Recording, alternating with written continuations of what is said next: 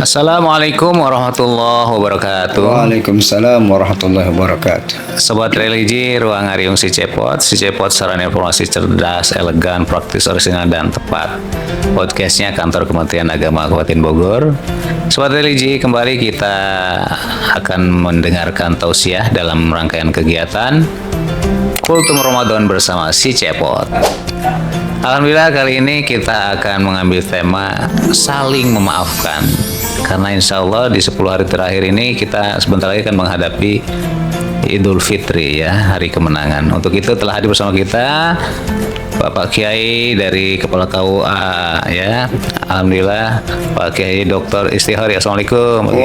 Waalaikumsalam warahmatullahi wabarakatuh. Nah, Pak Kiai silahkan nih mengenai maafkan nih seperti apa. Mangga Pak Kiai disampaikan. Bismillahirrahmanirrahim. Assalamualaikum warahmatullahi wabarakatuh. Waalaikumsalam warahmatullahi wabarakatuh. Alhamdulillahirabbil alamin wal aqibatu lil muttaqin wala udwana illa 'alal zalimin. Asyhadu an la ilaha illallah rabbul alamin wa asyhadu anna Muhammadan 'abduhu wa rasuluhu shadiqul walil amin. Allahumma shalli wa sallim wa barik ala sayidina Muhammadin wa ala alihi wa sahbihi ajma'in, amma ba'd. Pemirsa sekalian yang dimuliakan Allah Subhanahu wa taala, sebentar lagi kita akan memasuki Idul Fitri. Idul Fitri itu dijadikan momentum bagi umat Islam untuk saling memaafkan. Dan saling memaafkan pada saat Idul Fitri ini bukan tradisi, tapi sudah menjadi perintah dari Allah Subhanahu wa taala. Di dalam Al-Qur'an, dalam surat Al-A'raf ayat 99, Allah Subhanahu wa taala berfirman, Khuzil afwa wa'mur bil ma'ruf wa'arid 'anil jahilin. Jadi jadilah pemaaf dan hendaklah menjadi orang yang senantiasa mengerjakan kemakrufan, kebaikan. Ini merupakan perintah, bukan tradisi memaafkan itu. Bahkan dipertegas lagi di dalam Al-Quran, ya, di dalam surat yang ketiga ayat 134, di situ dijelaskan bahwa ada ciri-ciri orang yang bertakwa, di antaranya adalah orang yang saling memaafkan. Ciri-ciri orang bertakwa menurut Al-Quran surat Al-Imran ayat 134, di situ dijelaskan alladzina yunfiquna fis-sarra'i wad-dharra'i wal kadhiminal ghaiz wal 'afina 'anil nas wallahu yuhibbul muhsinin. Jadi ciri-ciri orang yang bertakwa diantaranya adalah orang yang senantiasa berinfak, bersedekah, baik dalam keadaan lapang maupun dalam keadaan sempit. Kemudian yang kedua itu yang bisa meredam amarahnya, ya, tidak emosional. Kemudian yang ketiga adalah wal 'afina 'anil nas, dan saling memaafkan sesama manusia. Dan Allah mencintai orang-orang yang senantiasa berbuat kebaikan. Jadi inilah dasar kenapa umat Islam diperintahkan untuk saling memaafkan di antara kita. Kemudian apa yang menjadi manfaat dari saling memaafkan? Dan manfaat yang dari saling memaafkan itu yang pertama adalah membantu menjernihkan hati, ya. Jadi menjaga hati agar tidak egois, tidak emosional, kemudian tidak keras, tidak qaswatul qalb, ya. Karena kalau hati yang keras, kemudian ini akan mengakibatkan hati ini tidak tenang, ya. Oleh karena itu, dengan memaafkan itu kita bisa menenangkan hati kita, ya, bisa menyehatkan hati kita, ya. Karena orang-orang yang mempunyai hati yang bersih, hati yang sehat, ini nanti yang kelak akan menghadap Allah dengan selamat. Dalam ayat Al-Quran dijelaskan, wala tukhzini yauma yub'atsun yauma la yanfa'u malu wala banun illa man atallaha biqalbin salim. Di hari kebangkitan, di mana dihinakan, ya. Kemudian anak laki-laki dan harta tidak berguna lagi, illa man atallah biqalbin salim, kecuali orang yang menghadap Allah dengan hati yang bersih, hati yang sehat. Hati yang bersih, hati yang sehat yang bagaimana?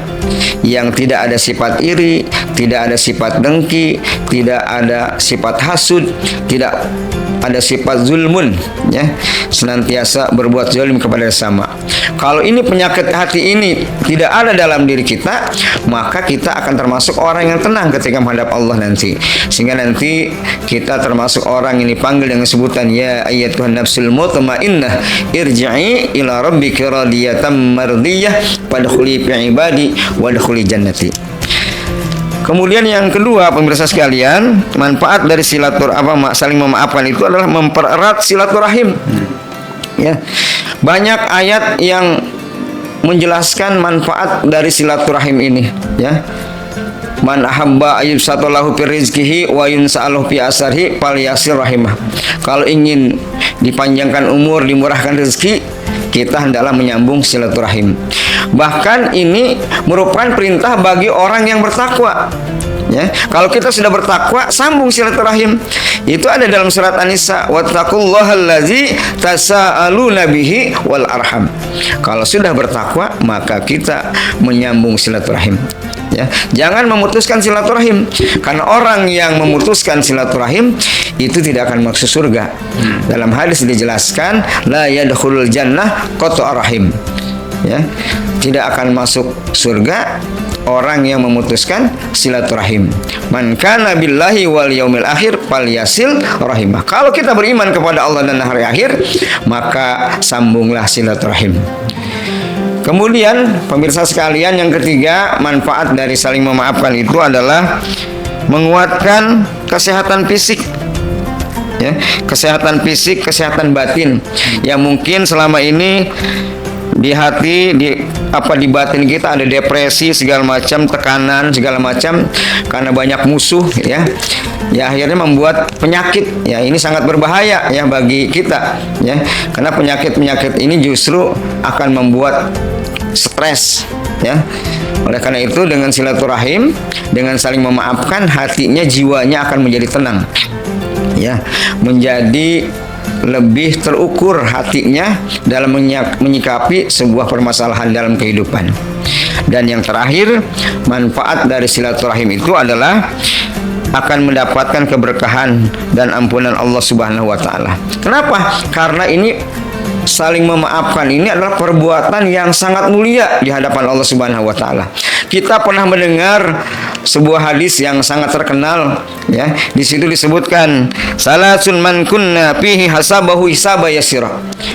Ada 3 sifat yang apabila kita miliki, maka kita akan dimudahkan oleh Allah dalam proses hisab, dengan hisab yang seringan-ringannya. Apa itu? Yang pertama, tu'ti man haramaka.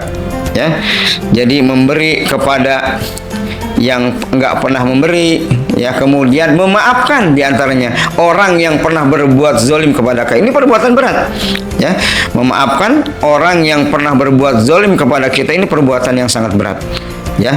Dan yang ketiganya adalah menyambung silaturahim kepada orang yang memutuskan silaturahim. Oleh karena itu, kita harus menjadi pelopor, ya, pelopor diri kita terutama, agar menjadi orang yang terlebih dahulu meminta maaf dan menjadi orang yang pertama memaafkan apabila ada orang yang menzalimi kita. Maka yang demikian, di dalam hati kita tidak ada sifat dendam, kemudian dengki, kebencian dan sebagainya, ya. Karena hati kita sudah dikatakan sudah bersih dari sifat-sifat atau penyakit-penyakit hati. Mudah-mudahan apa yang saya sampaikan ada manfaatnya. Kurang lebihnya mohon maaf, ya.